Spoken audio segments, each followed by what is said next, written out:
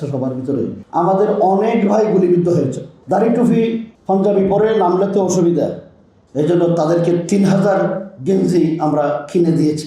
আমাদের অনুভূতিটা হলো যে এই মুহূর্তে আমাদের কিছু করতে হবে। এই জন্য আমরা মাদ্রাসার ছাত্রদেরকে, হেফাজতের কর্মীদেরকে কীভাবে মাঠে নামাবো,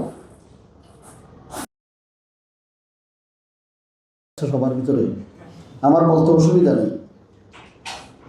এই নাকি আবার জঙ্গি সন্ত্রাসীরা, উগ্রপন্থীরা আবার এই আন্দোলনে মিশে আমাদের আন্দোলনটাকে শেষ করে দেয়।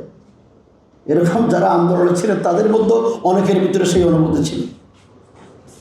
তখন একটা পরামর্শ হলো যে আমরা 6টা স্পট, ঢাকার প্রবেশের যে 6টা স্পট, উত্তরা,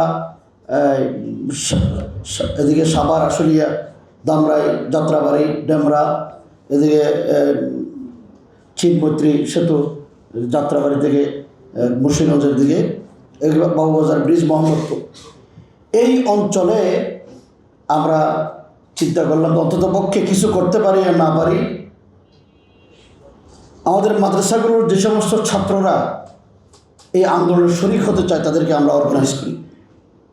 তখন আমরা সারা ঢাকা থেকে বাছাই করে 3000 ছাত্রকে বাছাই করলাম। তারা কীভাবে মাঠে নামবে, দাড়ি টুপি পাঞ্জাবি পরে নামলে তো অসুবিধা, এই জন্য তাদেরকে 3000 গেঞ্জি আমরা কিনে দিয়েছি। এরপরে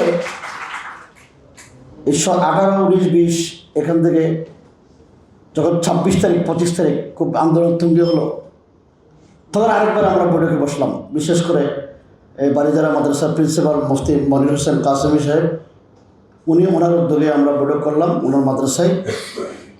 এই খবর আবার কেমনে কেমনে গোয়েন্দা সংস্থার কাছে চলে গেল। ওনারা আমাদের উপরে, আমরা মিটিং বসা অবস্থায় ওই দিন আবার দেখলাম যে মাদ্রাসা ঘিরে ফেলছে। কিন্তু আলহামদুলিল্লাহ ওই মাদ্রাসায় প্রায় 3000+ ছাত্ররা সবাই লাঠি সোটা দিয়ে যখন শক্ত অবস্থানে ছিল, তারা সাহস করতে পারেনি। পরে আমরা, আপনারা শুনে আশ্চর্য হবেন, এই যে যাত্রাবাড়ি, উত্তরা এবং সাভার, আশুলিয়ায় আমাদের অনেক ভাই গুলিবিদ্ধ হয়েছে। অনেক সাভারে তো আমাদের কর্মী একসাথে 18 জন গুলিবিদ্ধ হয়েছে। এরপরে যাত্রাবাড়িতে আমরা উদ্যোগ নিলাম যে এখানে আমাদের কিছু জনশক্তি বাহির থেকে আসা দরকার। বিভিন্ন জেলা থেকে, যদি শুধু ঢাকাতে তো এখানে ভীত সন্ত্রস্ত অবস্থায়, এই অবস্থায় বাহির থেকে কিছু জনশক্তি আনার চেষ্টা করলাম। ধামরাই, আশুলিয়া এই অঞ্চল থেকে, এদিকে গাজীপুর, ময়মনসিংহ এই অঞ্চল থেকে, মুন্সিগঞ্জ, নারায়ণগঞ্জ এদিক থেকে আমাদের মুফতি মনির হোসেন কাসেমি সাহেবের নেতৃত্বে আমরা একটা টিম করে তাদের আসা যাওয়ার খরচ হিসেবে 35 লক্ষ টাকা আমরা ব্যয় করেছি। এবং আলহামদুলিল্লাহ ওই আন্দোলনে বিশেষ করে 2, 3, 4 এই 4 দিন, 3 দিন, এই 3 দিনে আমাদের বিভিন্ন অঞ্চল থেকে আমাদের ভাইয়েরা কীভাবে এসেছেন একটু বলি। কেউ এসেছেন বালির ট্রাকে করে, এই যে বালি আনে যে বিভিন্ন নদীতে করে, এটার কি বলে, স্টিমার, বোট, বালকেট, এটাতে করে আসছেন। কেউ আসছেন চাঁদপুরের স্টিমারে করে, কেউ আসছেন নৌকায় করে। এইভাবে বিভিন্ন এলাকা থেকে আমাদের ভাইয়েরা ঢাকায় প্রবেশ করেছেন। এবং যাত্রাবাড়িতে মুন্সিগঞ্জের 2 জন শহীদ হয়েছেন, বারিজারা মানসার 2 জন ছাত্র শাহাদত বরণ করেছেন, গুলিবিদ্ধ হয়েছেন। একই সাথে আমরা সারা বাংলাদেশে হেফাজতে ইসলামের পক্ষ থেকে, যেহেতু তখন আমরা উদ্যোগ নিয়েছি, আমরা সারা বাংলাদেশে আমাদের মাদ্রাসার ছাত্ররা কীভাবে মাদ্রাসা থেকে বের হবে, একেবারে ঢাকা, চট্টগ্রাম, সিলেট, ময়মনসিংহ, ব্রাহ্মণবাড়িয়া, কুমিল্লা সব জায়গায় আমরা যোগাযোগ করেছি, রাজশাহী, খুলনা, যোগাযোগ করে ওলামায়ে কেরাম যেন এই মাঠে থাকে। এই কেন মাঠে থাকবে, তার একমাত্র কারণ 2013 সালে শাপলা চত্বরে আমাদের ভাইয়েরা রক্ত দিয়ে এদের সাথে নতুন ইতিহাস রচনা করেছেন এই জালিম ফ্যাসিবাদের বিরুদ্ধে। 2021 সালে মোদি বিরোধী আন্দোলনকে কেন্দ্র করে আমাদের 24 জন ভাই শাহাদত বরণ করেছেন, আহত হয়েছেন হাজার।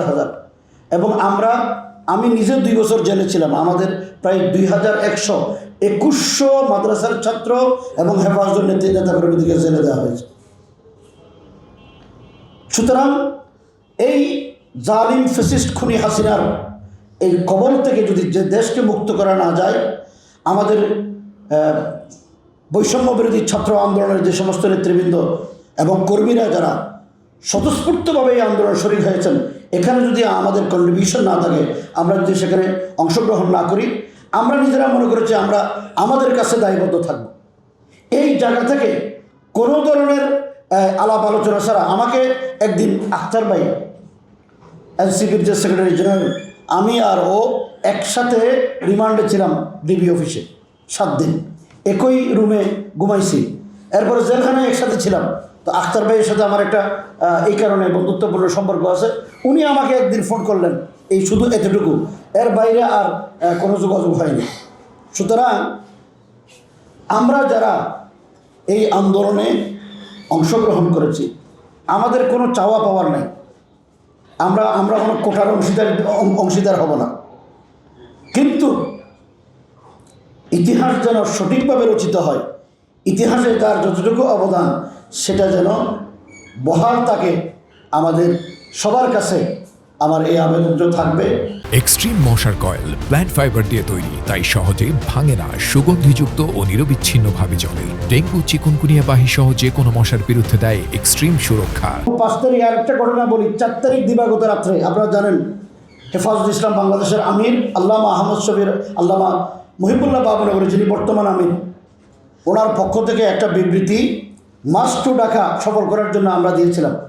এটা দেওয়ার পর সন্ধ্যা 7টায় এই বিবৃতি আমি দিয়েছি। দেওয়ার পরে আমাকে এনএসআইয়ের, ডিজিএফআইয়ের প্রায় 12 থেকে 13 জন কর্মকর্তা মিনিটে মিনিটে ফোন দিয়ে অস্থির করে বলছেন। আমার পরিবার, আমার শ্বশুর, আমার ভাই, আমার সম্বন্ধী, আমার যে লয়ার, সবাইকে অস্থির করে ফেলছেন যে সে এখনই তাকে তুলে নিয়ে আসা হলো। সবচেয়ে বড় আশ্চর্যজনক কথা হলো, আমি প্রকাশ্যে বলছি, আমার কথাগুলো রেকর্ড হচ্ছে, জানবে, বাংলাদেশের জনগণ আন্দোলন করছে, ছাত্ররা আন্দোলন করছে, এই আন্দোলনে হেফাজত সমর্থন দিয়েছে, হেফাজতের আমির সমর্থন দিয়েছে। আমাদের দেশের একটি আগ্রাসী রাষ্ট্র, একটি পার্শ্ববর্তী রাষ্ট্রের এমবাসি থেকে আমাদেরকে ফোন করা হচ্ছে।